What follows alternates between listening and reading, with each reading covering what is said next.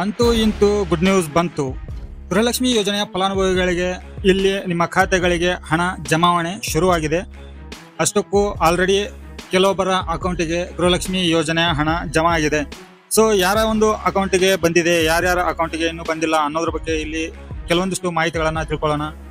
ಇದಕ್ಕೂ ಮೊದಲು ಮಹಿಳಾ ಮತ್ತು ಮಕ್ಕಳ ಕಲ್ಯಾಣ ಇಲಾಖೆಯ ಸಚಿವೆ ಆದಂಥ ಲಕ್ಷ್ಮೀ ಹೆಬ್ಬಾಳ್ಕರ್ ಮೇಡಮ್ ಅವರು ಹೇಳಿದ ಹಾಗೇನೆ 3ನೇ ವಾರದ ಒಳಗಡೆಯಿಂದ ನಿಮಗೆ ಗೃಹಲಕ್ಷ್ಮಿ ಯೋಜನೆಯ ಹಣ ಜಮಾ ಖಾತೆಗೆ ಆಗುತ್ತೆ ಅಂತ ಹೇಳಿದ್ರು. ಅದೇ ತರ ಇವಾಗ ಗೃಹಲಕ್ಷ್ಮಿ ಯೋಜನೆಯ ಫಲಾನುಭವಿಗಳಿಗೆ 2,000 ಕೆಲವೊಂದಿಷ್ಟು ಫಲಾನುಭವಿಗಳಿಗೆ ಜಮಾ ಆಗಿದೆ. ಇನ್ನು ಕೆಲವೊಂದಿಷ್ಟು ಫಲಾನುಭವಿಗಳಿಗೆ 4,000 ರೂಪಾಯಿ ಜಮಾ ಆಗಿದೆ. ಸೊ ಹಾಗಿದ್ರೆ ಇಲ್ಲಿ ಯಾರ ಖಾತೆಗೆ 2,000 ಜಮಾ ಆಗಿದೆ, ಯಾರ್ಯಾರ ಖಾತೆಗೆ 4,000 ಜಮಾ ಆಗಿದೆ, ಇಲ್ಲಿ ನೀವು ಕಮೆಂಟ್ ಅನ್ನ ಮಾಡಬೇಕಾಗತ್ತೆ.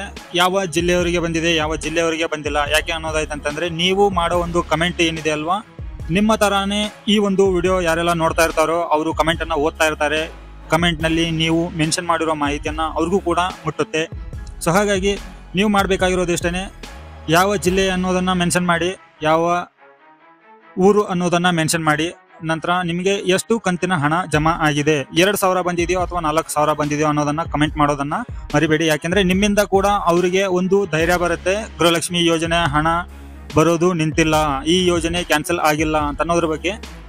ಸೊ ಇನ್ನು ಉಳಿಕಿರೋರ್ಗೂ ಕೂಡ ಇಲ್ಲಿ ಒಂದು ಭರೋಸಾ ಬರಬೇಕು ಅಂತಂದ್ರೆ ನೀವು ಯಾರಾದರೂ ರಿಸೀವ್ ಮಾಡಿದ್ರೆ ಆ ಒಂದು ಕಮೆಂಟ್ ಅನ್ನ ಪಾಸ್ ಮಾಡಿ. ಸೊ ವೀಕ್ಷಕರೇ ನೋಡಿ, ಇಲ್ಲಿ ಈ ಒಂದು ಗೃಹಲಕ್ಷ್ಮಿ ಯೋಜನೆಯ ಹಣ ನಿನ್ನೆ ಮಧ್ಯಾಹ್ನ 3 ಗಂಟೆಯಿಂದ ಕ್ರೆಡಿಟ್ ಆಗ್ಲಿಕ್ಕೆ ಶುರುವಾಗಿದೆ. ಸೊ ಯಾರ ಖಾತೆಗೆ ಇದು ನಿನ್ನೆಯಿಂದ ಶುರುವಾಗಿದೆ, 2 ಕಂತು ಬಂದಿದೆ, ಇಲ್ಲ 1 ಕಂತು ಬಂದಿದೆ. ಈಗ ಆಲ್ರೆಡಿ ಅವರು ರಿಲೀಸ್ ಮಾಡಿರುವಂತದ್ದು 21ನೇ ಕಂತು ಕೂಡ ರಿಲೀಸ್ ಮಾಡಿದ್ದೇನೆ ಅಂತ ಹೇಳಿ ಮಹಿಳಾ ಮತ್ತು ಮಕ್ಕಳ ಕಲ್ಯಾಣ ಇಲಾಖೆಯ ಸಚಿವೆ ಆದಂತ ಲಕ್ಷ್ಮೀ ಹೆಬ್ಬಾಳ್ಕರ್ ಮೇಡಮ್ ಅವರು ಕೂಡ ಸ್ಪಷ್ಟನೆಯನ್ನ ಕೊಟ್ಟಿದ್ದಾರೆ.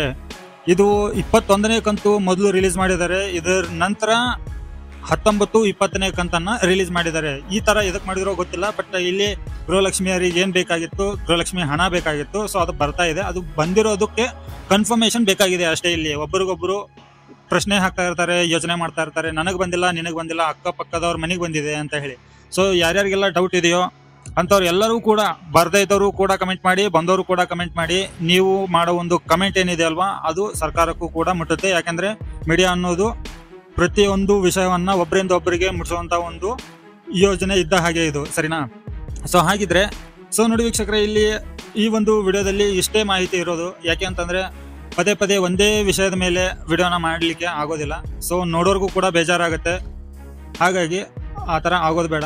ಇಲ್ಲಿ ಈ ಒಂದು ಗೃಹಲಕ್ಷ್ಮಿ ಯೋಜನೆ ಹಣ ಬರೋದು ನಿಲ್ಲೋದಿಲ್ಲ, ಈ ಗ್ಯಾರಂಟಿ ಕೂಡ ನಿಲ್ಲೋದಿಲ್ಲ. ಬರದೇ ಇರೋದಕ್ಕೆ ತಡ ಆಗ್ತಾ ಇರುತ್ತೆ, ಇಲ್ದಿದ್ರೆ ಸರ್ಕಾರದಲ್ಲಿ ಹಣ ಹೊಂದಿಸ್ಲಿಕ್ಕೆ ತಡ ಆಗ್ತಾ ಇರುತ್ತೆ, ಅಥವಾ ತಾಂತ್ರಿಕ ದೋಷ ಇರುತ್ತೆ, ಟ್ರೆಜರಿಯಲ್ಲಿ ಏನೋ ಒಂದು ಪ್ರಾಬ್ಲಮ್ ಇರುತ್ತೆ, ಅಥವಾ RBIದಲ್ಲಿನೇ ಏನಾದರೂ ಒಂದು ಸರ್ಕ್ಯುಲೇಷನ್ ಮಾಡೋದ್ರಲ್ಲಿ ಪ್ರಾಬ್ಲಮ್ ಇರುತ್ತೆ. ಈ ತರ ಎಲ್ಲ ಟೆಕ್ನಿಕಲ್ ಇಶ್ಯೂ ಆಗಿರ್ಬೋದು, ಅಥವಾ ಏನೋ ಒಂದು ಸಮಸ್ಯೆಯಿಂದಾಗಿ ತಡ ಆಗಿರುತ್ತೆ ಹೊರತು ವೀಕ್ಷಕರೇ, ಈ ಯೋಜನೆ ಸರ್ಕಾರ ಹೇಳಿದ ಹಾಗೇನೆ, ಕಾಂಗ್ರೆಸ್ ಸರ್ಕಾರ ಕೊಟ್ಟ ಮಾತಿನ ಹಾಗೇನೆ ಈ ಒಂದು ಯೋಜನೆ ನಡೀತಾ ಇದೆ. ವೀಕ್ಷಕರೇ, ಇಷ್ಟು ಈ ಒಂದು ವಿಡಿಯೋದಲ್ಲಿ ಇರುವಂತಹ ಮಾಹಿತಿ. ಸೊ ಮತ್ತೆ ಹೊಸ ಮಾಹಿತಿಯೊಂದಿಗೆ ಸಿಗ್ತೀನಿ. ಅಲ್ಲಿವರೆಗೂ ಜೈ ಹಿಂದ್.